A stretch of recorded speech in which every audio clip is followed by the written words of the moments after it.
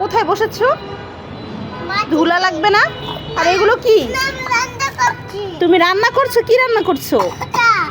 চা রান্না করছো? চা কাকে খাওয়াবে?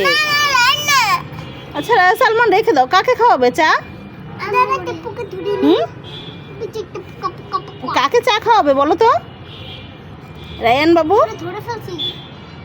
আমার ছোটবেলার খেলনাগুলো খুঁজে পেয়েছে ছাদের রুমে, সেটা নিয়ে এই দুই ভাই খেলা করতে বসে গিয়েছে।